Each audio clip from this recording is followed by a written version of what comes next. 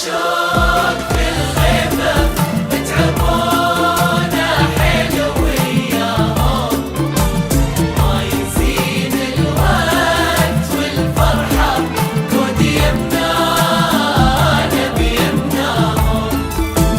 انت قهوة شوق في الغيبة تعبونا حلو وياهم، ما يزين الوقت والفرحة كود يمنانا بيمناهم. حي بنيانا وحياهم من لقاهم لين بلفاهم.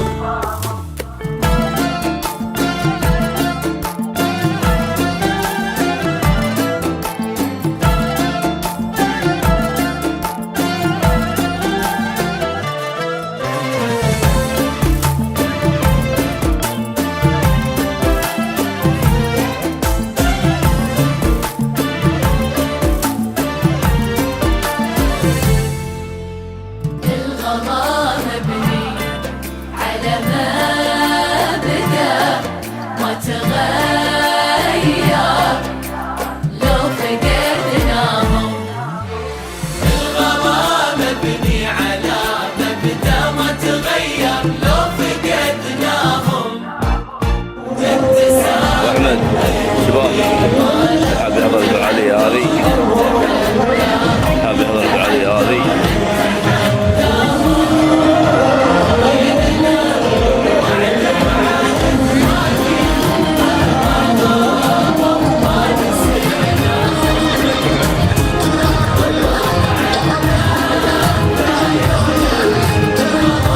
مشكور حبيبي، تسلم تسلم تسلم، شكرا.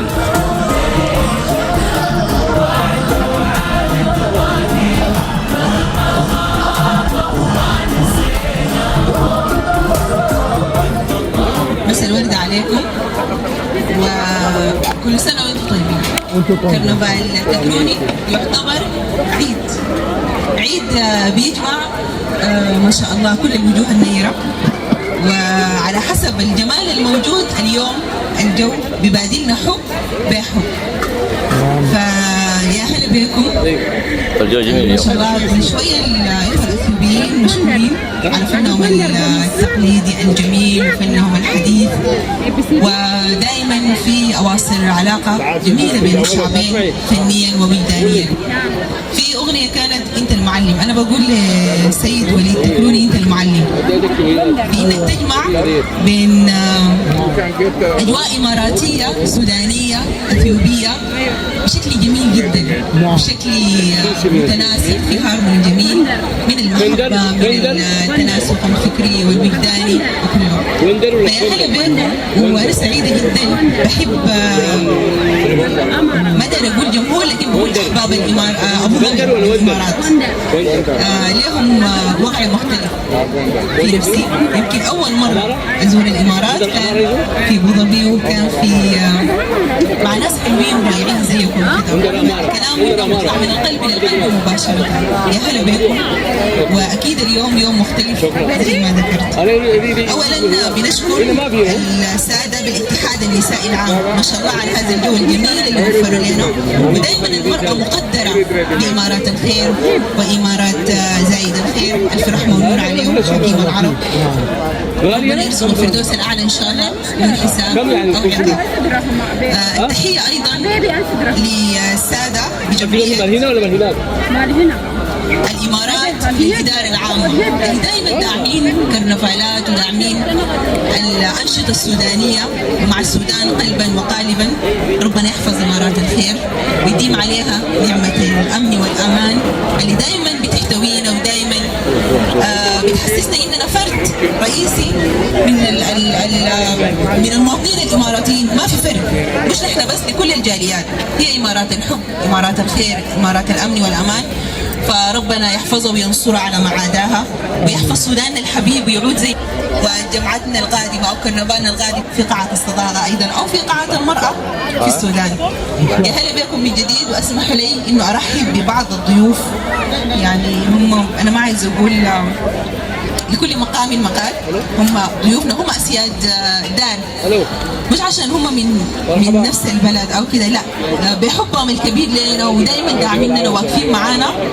فاولا طبعا الدكتور حسين يسلم بن سميدة، مستشار الشيخ منصور بن سرور الشرقي، نحييه.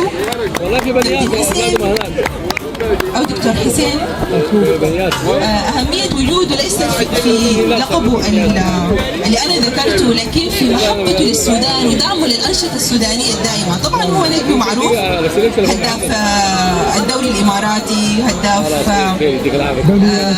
كأس الدولة الشهير، هداف السماوي بنياز وكأس العرب. يعني ما شاء الله عليه، وتاريخ كروي رياضي طويل جدا.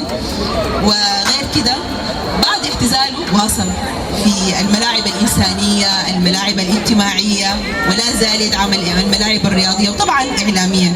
شكرا جزيلا يا دكتور نيابة عن كل الشعب السوداني على دعمك المتواصل، على وجودك وحضورك المتواصل، وإن شاء الله دائما كده فيما بيننا. واديناك الجواز السوداني محبة من زمان نحن. ربنا يديم المحبة والود إن شاء الله دائما. يمتد أيضا الترحاب بالدكتور طالب عبد الله الكثيري، الأمين العام لجمعية الإمارات للإدارة العامة. سيرة عطرة جدا وسيرة طويلة ما شاء الله في مجال الإعلام، خاصة طبعا تبعوا ما شاء الله من أهم القنوات الموجودة الآن. وأيضا سيرته الطيبة في مجال دعمه للأنشطة السودانية ولكل الجاليات بصورة مختلفة، ووجوده محبة بيننا اليوم من أوائل الناس اللي حضروا في هذا البازار لدعم المنتجات السودانية. تحية لكل مرأة في كل العالم، ليس فقط المرأة السودانية اللي حاولت أن تتخطى حواجز الآن هي موجودة ببصماتها بإنتاج راقي جدا، على إنه نحن إن شاء الله حنعود أقوى وبكرة أحلى. الأستاذ جابر سعيد الجابري، أيضا جمعية الإمارات للإدارة العامة. دكتور أو أستاذ يعني منورنا كثير، فخر بالنسبة لنا، وانت انسان اياديك بيضاء على كل الاصعده، كل الجاليات والجاليه السودانيه تحديدا تفخر بك كثيرا وتبادلك حب بحب، وان شاء الله دائما نراك معنا في افراحنا. نقول ما عايزين احزان بعد كده، ان شاء الله يا رب كل الاحزان تغادر كل العالم، كل الحروب اللي في الدنيا تجيب، كل الازمات الموجوده تجيب. والله الانسان بيستحق انه يحيا بسلام وانه يحيا بمحبه، وما عايزين نقول انه الارض اصبحت جحيم الكواكب زي ما بيقولوا، لكن ان شاء الله قادرين على انه نتخطى الازمات دي وبكره احلى باذن الله.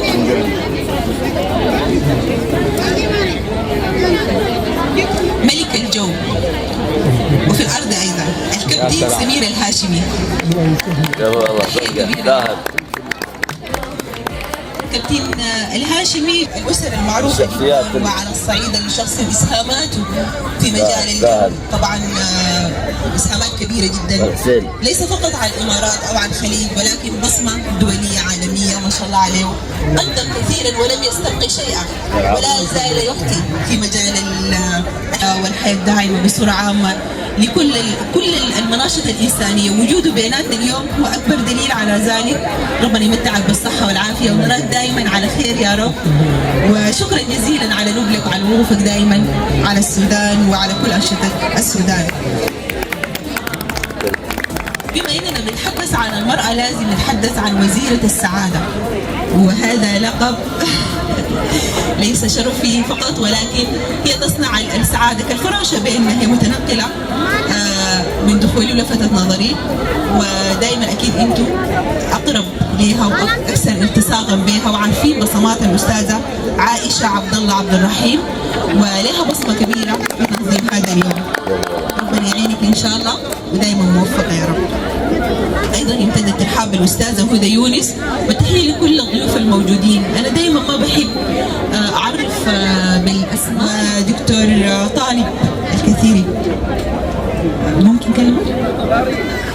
شكرا على الهديه الغاليه، فخورين بالامارات، واكيد فخورين بالامارات وبوجودنا فيها وباحتواء علينا دائما، بتقديم لنا كل ما هو جميل في كل الظروف من زمان، وإن شاء الله أواصر الصداقة والمحبة دي حتمتد على مدى الأزمان. دكتور طالب، فخورين بوجودك اليوم بيننا، وأكيد اليوم بيعني الكثير، وإنتاج المرأة السودانية الغالبة طبعا هذا الإنتاج بيعني الكثير في أمل أكبر لبكرة. أول شيء نشكركم على هذا التكروني أو الحفل اللي يقيم بعد الأسرة المنتجة. حفل جميل جدا بحضور الشخصيات الجميلة، بعد رأسهم الأستاذة عائشة والإخوان حسين إسلام، الكابتن حسين إسلام والكابتن سمير الهاشمي والأستاذ سعيد الجابري والحضور الكريم. تشرفنا فيهم، وإن شاء الله من الناس الداعمين دائما باسم جمعية الإمارات الإدارة العامة، وإن شاء الله يكون في بيننا وبينكم عمل قادم إن شاء الله للدعم الأسر المنتجة والفعاليات المجتمعية جمعية الإمارات الإدارة العامة، جمعية الإمارات لها بصمة مع كل الجاليات ما شاء الله، نشطة جدا، بتدعم، بتقدم الكثير والكثير. بالنسبة للسودان أياديكم بيضاء ولا زلنا ننتظر الكثير. في مشاريع قادمة نكشف عنها ولا لا؟ قريبا ان شاء الله راح يتم بين تنسيق مع الجاليه السودانيه في طرح بعض الامور الاتفاقيات التعاون بيننا وبينهم ان شاء الله في العمل الانساني والعمل التطوعي والعمل احياء الاسر المنتجه، ويكون تعاون ان شاء الله طيب ان شاء الله بين لو حبينا نعرف نبذه صغيره عن القناه الخاصه تبعك. أنا عندي قناة خاصة اسمها قناة الدار الإماراتي، قناة جميلة جدا خاصة فيني، وأحب أنشر فيها الشيء اللي أنا أقوم فيه بجهودي الشخصية، وإن شاء الله للأمام راح يكون على الساحة العامة إن شاء الله. أخيرا شايفاك تفاعلت مع الغنى السوداني مؤخرا، غنانا سمح يا جماعة سواء بلساننا أو بغيرنا. تعرف من الفنانين السودانيين أو أغنيات سودانية أو كذا؟ ولا بس بتتفاعل مع اللي تسمع؟ البامبو السوداني. كابتن حسين ذكرني في البوب السوداني، وفي عندي الأغنية السودانية اللي هي الليلة بالليل، هذه من الأغنيات المفضلة عندي وأحب أن أستمع لها كثير ومتابعها بشكل وايد، يعني دائما في طروحاتي موجودة. إن شاء الله نطلب من الإخوة الفنانين المشاركين اليوم يغنوا لنا البوب السوداني أو الليلة بالليل. شكرا جزيلا دكتور طارق. شكرا حضوركم وشكرا دعوتكم لنا الكريمة، وإن شاء الله القادم أجمل بإذن الله. نتشرف بكم معكم. شكرا جزيلا. ألف رحمة ونور على البوب السوداني الفنان سيد خليفة، والتحية للفنان شكرا الله عز الدين الليلة بالليل. كابتن حسين يسلم يا مرحبا بك، منورنا كتير. كلمة بس كلمة لا ما توريط ولا حاجة، هذه ورطة بمحبة. دائما وجودك أصبح في كل الأنشطة السودانية منظر رمز فخري لنا ومحبة واضحة ومتبادلة بين الشعبين. فشكرا لوجودك، ودائما اللي بتلاحظوا في الأنشطة السودانية أو في التجمعات السودانية دائما عندك تعليقات وعندك ملاحظات. أول شيء بسم الله الرحمن الرحيم، أسعد الله مساكم بكل خير الجميع بدون أي استثناء، الكل من حريم ورجال كلهم أصدقائنا الطيبين المتواجدين، والأخوة هدى عزيزة علينا، والسفيرة السعادة عائشة عبد الله، والأخت الثانية أيضا ما شاء الله عليه، والأستاذ تكروني البزاري هذا اللي انعشى اليوم. يوم جميل جدا صراحة، وأنا دائما متواجد في هالمجالات لأن حبي كإنسان اجتماعي مشارك مع كل المناسبات المقيمة بالنسبة للجاليات السودانية وغير الجاليات أيضا مستمر معهم إن شاء الله. إن شاء الله. نرجع كده للذكريات المستطيلات الخضراء 89 90 تخيلي من أجمل الذكريات عندك. كنت بيبي صغير يعني ما حنذكر سنة. ايام جميله، يوم جميل. الجيل الذهبي لا يعوض بالجيل الحاضر، واعتقد الكل بيتفق معي ان الجيل الحاضر يختلف عن الجيل الذهبي اللي هو له يعني حب للكره. بما اني انا لاعب كره وهداف الامارات 4 مرات، ثاني هداف العرب، فاخذنا لاول مره كاس رئيس الدوله في كان نادي بني ياس رياضي، اخذناها ما شاء الله، الاول نادي كان بداياتنا. فالحمد لله انا اعتزلت وانا في صحه وجدان، واليوم عطائك ايضا انت نجم في مجال العطاء الانساني والاجتماعي، فشكرا جزيلا على كل ما تقدم، منتظرين منك الكثير والكثير، وبكره احلى ان شاء الله. القادم افضل ان شاء الله، ونتمنى للجميع التوفيق. ونشكر ايضا مره ثانيه وثالثه ورابعه وخامسه الاستاذ وليد على هذه الحفاوه الجميله جدا، نشكره جدا جدا. شكرا جزيلا.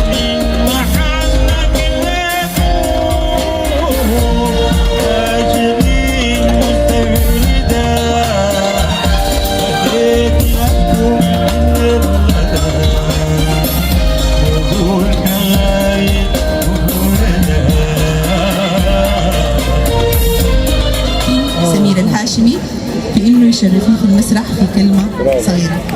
نحييه يا جماعه، وهو يخبط اليوم بيننا محبه وألغا ورونغا بحضوره المعتاد الكبير. مرحبا بك يا كابتن. والسودان والامارات محبه دائمه عبر العصور مهما حدث، صعب انه ينفصلوا من بعض. أكيد إن شاء الله. تحياتي لكم جميعا والسلام عليكم ورحمة الله وبركاته. الحقيقة الحضور الكريم حضور يعني ما شاء الله كبير وجيد، وبارك الله فيكم، وإن شاء الله دائما متألقين ودائما في نشاط وحيوية، ونحن كلنا إخوان وكلنا أهل، وما ننسى فضل اساتذتنا السودانيين اللي درسونا من بدايه حياتنا الدراسيه من الابتدائي والاعدادي والثانوي. كانوا عندنا مدرسين كثير من السودان وتربينا وتعلمنا على اياديهم. حتى عندي ملاحظه صغيره، اتذكر ما زلت اتذكر استاذ سوداني كان يدرسنا رياضيات، فوقت الامتحان كان يطلع على الكرسي على الطاوله ويحط الكرسي فوق الطاوله ويقول الفم مغلق والايدي تعمل. وكان فما زلت اتذكر ده الاستاذ هذا الحقيقه. وعموما تحياتي لكم، واتشرف دائما بحضوري معاكم في بازاراتكم اللطيفه الجميله اللي فيها طاقه ايجابيه وناس طيبين وجميلين وحلوين. شو ذكرياتك مع التفاضل والتكامل الرياضيات بما انك ذكرت الرياضيات؟ لا الرياضه انا كنت ضعيف في الرياضيات، مع ان كل شغلي في الطيران يتعلق بالرياضيات يعني. التفاضل والتكامل طبعا الكل بيتساءل والجتا والضغط فين بتقابلنا؟ هم بيستفيدوا منها طبعا كباتن الطيران او في مجال الطيران هي الاكثر حضور. بذكر دائما الانسان الاماراتي يوصف بالوفاء وبالمحبه لاهل السودان. يمكن كنت عندي سهره مع الشيخ سعيد العتيبيه طال عمره، ففي دعم متواصل كان للسودان في مشاريع سابقه، فذكرت ليه السودان دونا عن الدول الاخرى؟ قال لي كيف تسال السؤال ده؟ الاساتذه السودانيين اللي علمونا عبر الزمن وحدهم يكفي انه نرد الجميل على مدى الازمان. شكرا على الوفاء وعلى المحبه الكبيره دي. وانت في الطيران الرئاسي في الزمن الذهبي وشيخ زايد الف رحمه ونور عليه حكيم العرب، الان الامارات ما شاء الله تتميز باسطول جوي كبير جدا، تطور كبير جدا. بتشاهد بتتابع تواكب؟ بالتاكيد انا مستشاري في مجال الطيران، فبتابع كل التطورات في مجال الطيران. واحنا دولة الحقيقة بنت على اقتصاد مدروس، اقتصاد واعي يدرس المحيط ويحاول يكون دائما حسب ما قالوا قادتنا انه لازم يكون رقم واحد ان شاء الله، ودائما حنكون رقم واحد بوجود اخواننا يعني وجماعتنا واخواننا العرب في كل مكان. اليد الواحده ما تصدق، قالها حياه المرحوم الشيخ زايد الله يرحمه يعني. فتحياتي لكم جميعا وشكرا على البازار الجميل هذا. شكرا لحضورك ومرحبا بك دائما بيننا، وزي ما ذكرت احنا يعني من زمان اعطيناكم الجواز السوداني محبة. نعم، بحب كل حب وبكل وعد. جميعا شكرا. السلام عليكم السلام. تستمر الأمسية في حضور أكثر من تكريم. حيكون نجم جيله النجم يظل نجم لا يأفل، بما إنه عطاؤه متواصل. الدكتور والكابتن حسين يسلم، شكرا جزيلا على كل الجمال اللي بتقدمه وعلى كل المحبة اللي بتقدمها للشعب السوداني. بتكريم من تكون بآذار قليل ولكن يعبر عن تلك المحبة. نحييه. لا عليك. كابتن سمير الهاشمي أيضا شكرا جزيلا، وعلى كل الحب وعلى كل الجمال اللي بتنشره أينما ذهب. ووليد يكرمك نيابة عن كل السودانيين الموجودين، يقول لك شكرا جزيلا. دكتور طالب عبد الله الكثيري، مرحبا بك بيننا دائما، واليوم فعلا حضور انيق ونشرف بوجودك دوما، وان شاء الله القادم احلى بوجودك من جمعيه الامارات والاداره العامه لجمعيه الامارات. نعمل الكثير في هذه الجمعيه في تقديمها للكثير للمجهود السوداني وللمراه السودانيه تحديدا، وانتم اهل لذلك. شكرا جزيلا. سفيرة السعادة الأستاذة عائشة عبد الله عبد الرحيم، تستحقين التكريم وأنت فخر ورمز للمرأة السودانية، ولو إنه اليوم بتزوري الأثيوبية تعضيدا لأواصر الصداقة بين الشعبين. سوريا أثيوبيا في شكل ثوب سوداني، ما في محبة أكثر من كذا.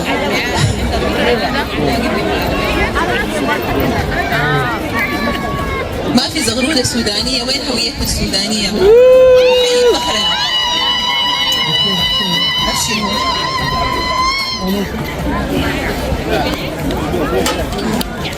شكرا جزيلا. الأستاذة هدى يونس.